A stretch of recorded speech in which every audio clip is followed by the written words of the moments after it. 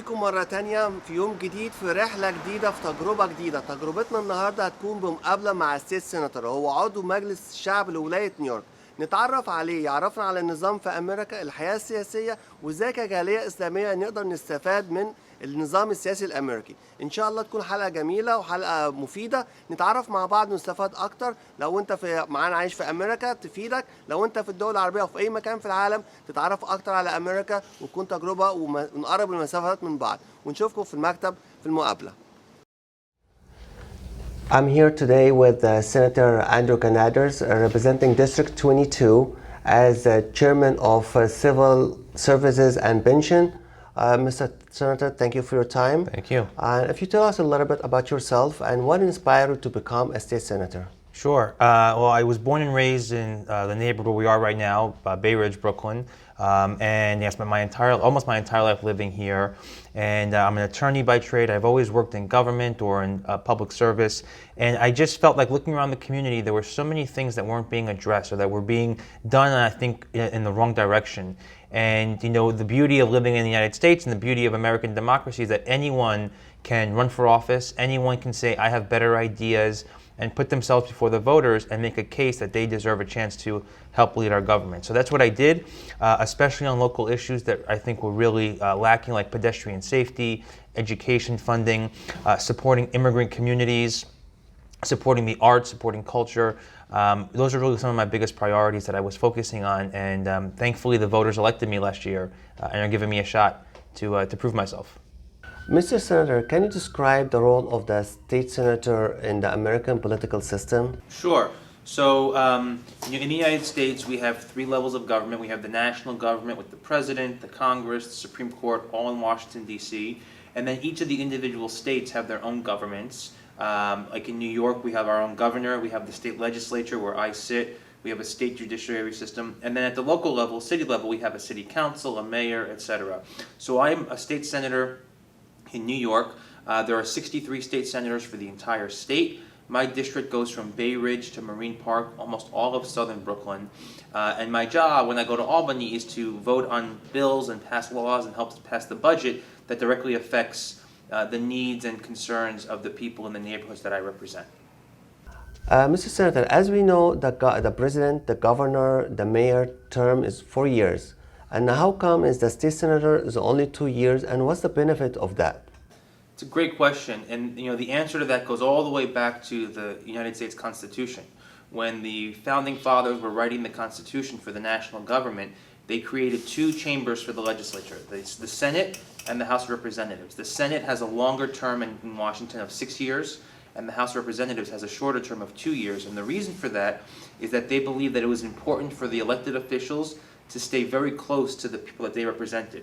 If you always have to run for re-election every 2 years, that means you can't ever forget about the people who elected you in the first place.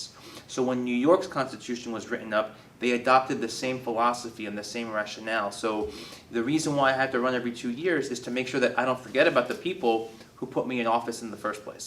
Which makes a lot of sense. It does. Mr. Senator, can you tell us how do the state policies affect the citizens and community, especially the Arab and Muslim community?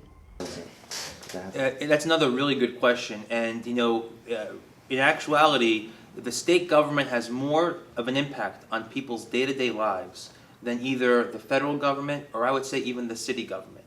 Everybody knows the president, everybody knows the mayor, but really state government has the more impact on people's lives, especially when it comes to things like education funding, public transportation funding, healthcare funding, and so many other things. So it's actually great that I get to serve in the state legislature to have a direct impact on the people who I represent.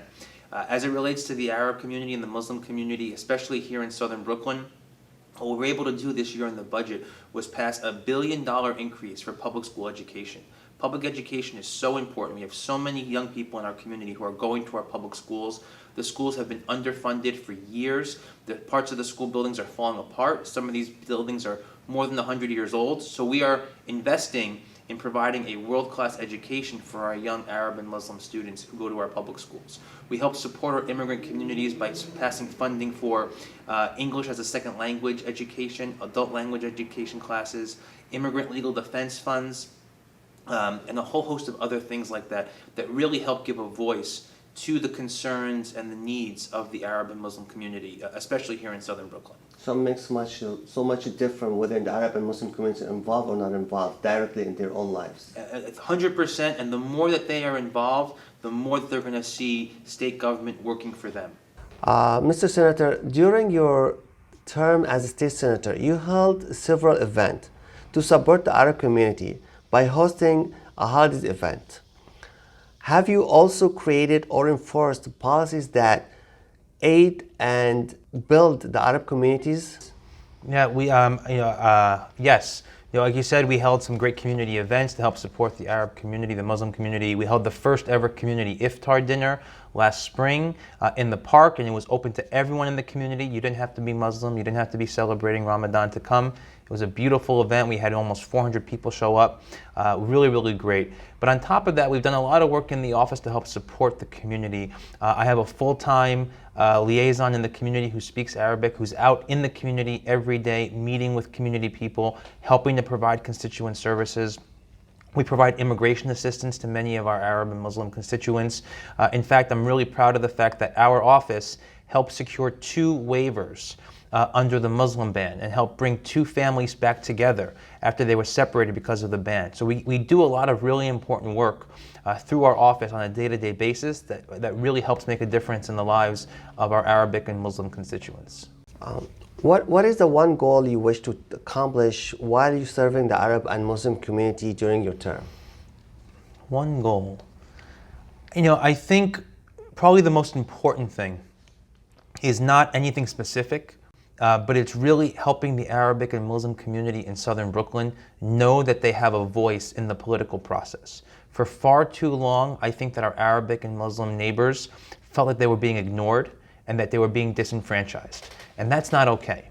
And that's more, and helping them know that they matter, that their vote matters, helping them register to vote, knowing that they have power when they go to the ballot box, that is probably the most important thing that we can do, because from that, everything else follows. Once you have the Arab community engaged and voting actively, then they can help put people in office that are going to pass policies for them. Then they can help put people in office that's going to help put money in the budget to support their programs. Then you're going to help change the law to help fix so many of the things that really affect the community. But it all starts with civic engagement and political participation, and I want the Arabic and Muslim community to know that their voice matters and that I'm here to listen to them and work with them, no matter how long I'm in office.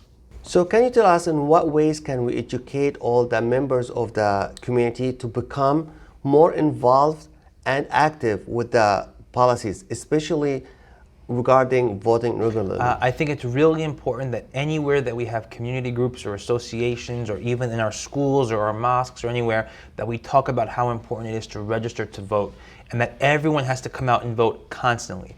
We have to make sure that everyone knows that if they don't like what's going on in their community, they have the power to change it, but only if they come out to vote. And when you make the connection between the concerns you have and how you can fix it at election time, the more we can make that connection for people clear, I think the more we can get people to participate in the political process.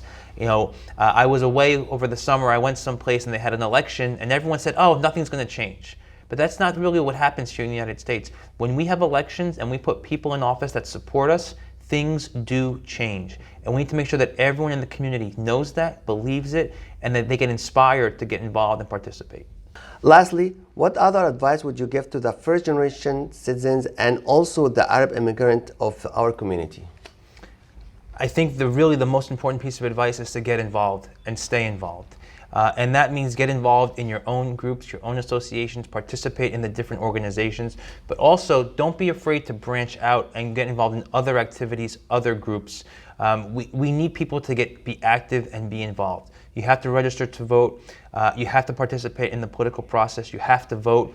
But even more than that, when you see a problem in your community, you have to call your congressman, you have to call your senator, you have to call your city council member, you have to write an email, you have to make a phone call, you have to send a letter. You have to be involved. Decisions are made by those people who show up and participate. And if you don't show up and participate, then decisions are going to be made without you.